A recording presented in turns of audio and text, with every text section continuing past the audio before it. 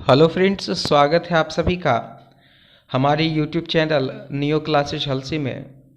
Friends, आज इस video में हम क्लास 12 के केमिस्ट्री के कुछ इम्पॉर्टेंट ऑब्जेक्टिव क्वेश्चन को डील करेंगे, जो कि आने वाली इंटरमीडिएट की परीक्षा के दृष्टिकोण से काफ़ी महत्वपूर्ण है। आप वीडियो को अंत तक देखें, सारे प्रश्न काफ़ी महत्वपूर्ण हैं। तो आइए इस वीडियो का प्रारंभ हम पहले प्रश्न के साथ करते हैं। हमारा पहला प्रश्न है कि लोहे का अयस्क है। यहाँ पे लोहे होना चाहिए। लोहे का अयस्क है तो देखिए क्या है कि यहाँ पे मैग्नेटाइट और हेमेटाइट ये दोनों ऑक्साइड अयस्क है, और सीडेराइट जो है वो कार्बोनेट अयस्क है। यानी तीनों के तीनों लोहे के अयस्क हैं। तो ध्यान रखेंगे, यहाँ पे सभी आंसर हो जाएगा ऑप्शन नंबर डी। तो लोहे के अयस्क मैग्नेटाइट और हेमेटाइट ऑक्साइड अयस्क, सीडेराइट जो है वह कार्बोनेट अयस्क, और लिमोनाइट जो है वह हाइड्रेटेड अयस्क होता है। चलते हैं हम अपने अगले प्रश्न की ओर।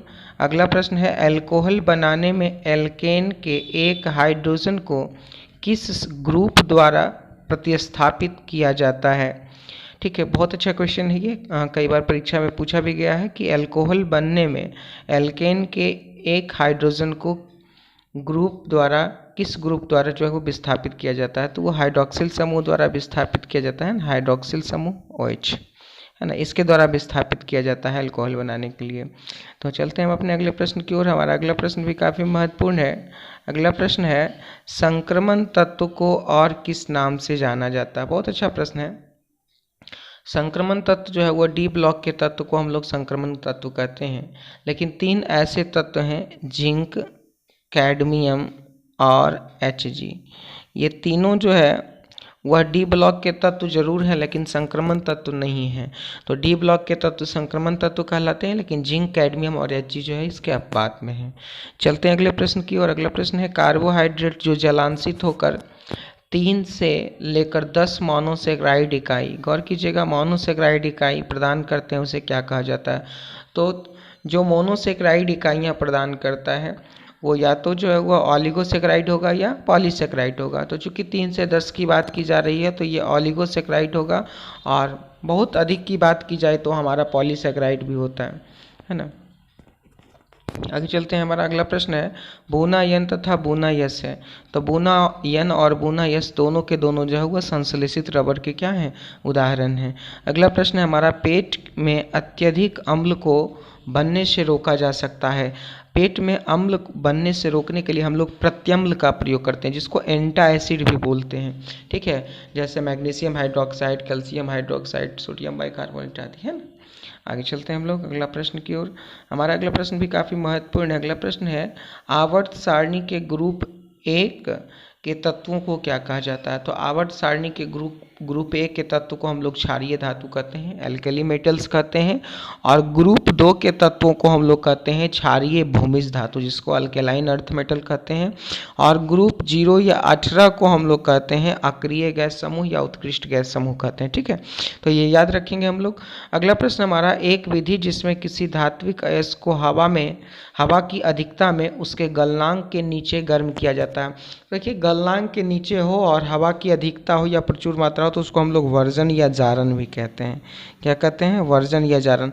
लेकिन अगर मान लिया जाए कि हवा की मात्रा कम हो तो उस परिस्थिति में हम लोग जो है वह क्या है, निस्तापन उसको कहेंगे। चलते हैं अपने अगले प्रश्न की ओर। अगला प्रश्न भी काफ़ी महत्वपूर्ण है कि कॉपर धातु का शोधन निम्न में से किस विधि द्वारा किया जाता है। तो कॉपर धातु का शोधन जो है वह वैद्युत अपघटन विधि द्वारा किया जाता है। अगला प्रश्न है, उजला और पीला फास्फोरस क्या है। ये क्वेश्चन कई बार परीक्षा में पूछा गया है। तो उजला फास्फोरस और पीला फास्फोरस एक दूसरे के अप्रूफ हैं। फास्फोरस के कई प्रकार होते हैं, बैगनी फास्फोरस भी होता है, काला फास्फोरस भी होता है, सब एक दूसरे के अप्रूव हैं। अगला प्रश्न है हमारा, नाइट्रिक अम्ल तैयार किया जाता है। देखिए, नाइट्रिक अम्ल तैयार करने की 2 विधि है, एक ओस्टवाल्ड विधि है और दूसरा है वर्कलैंड आइड विधि, है ना, वर्कलैंड आइड विधि। ठीक है, तो याद रखिएगा ये दोनों महत्वपूर्ण है ना।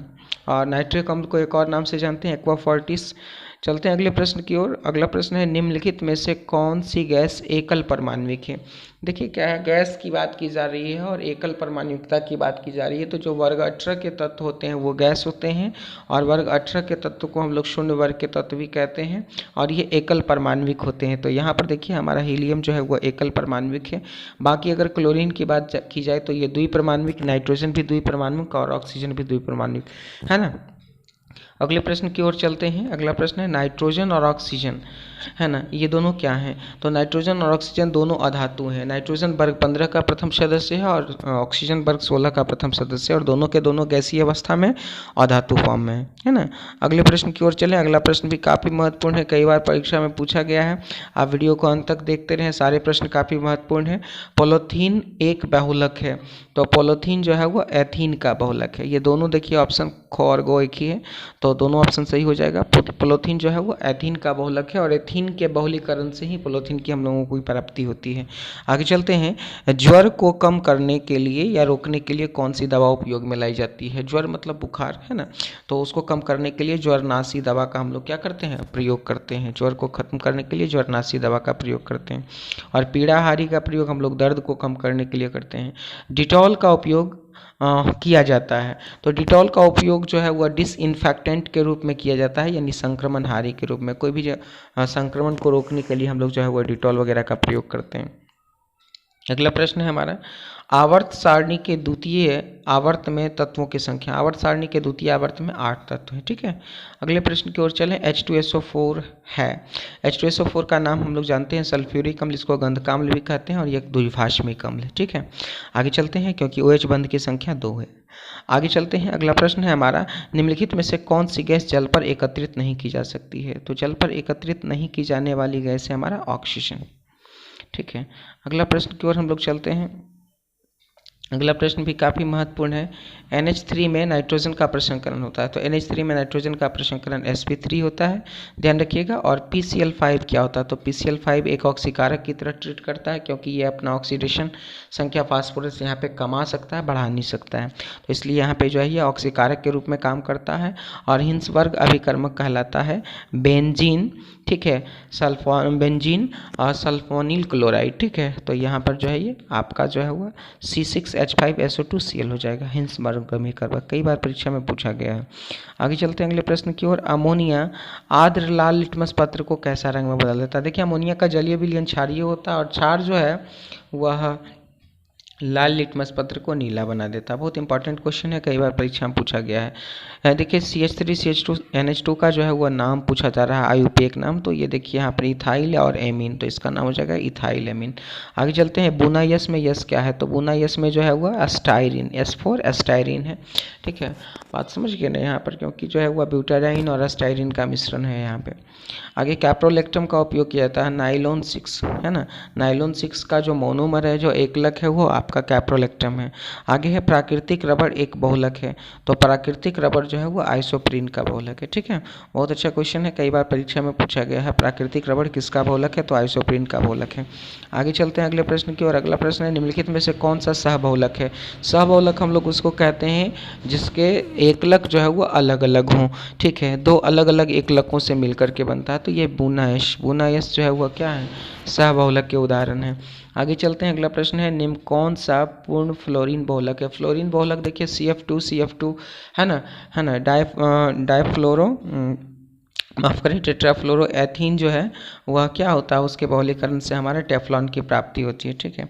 अगला है ग्लूकोज क्या है। ग्लूकोज हेक्सोज है, चूंकि इसका सूत्र होता है C6H12O6, ठीक है। ग्लिसरॉल क्या है। तो ग्लिसरॉल एक ट्राइहाइड्रिक अल्कोहल है जिसमें है ना 3 OH समूह मौजूद होते हैं। अगला प्रश्न है हमारा प्रोटीन के विघटन का अंतिम उत्पाद क्या है।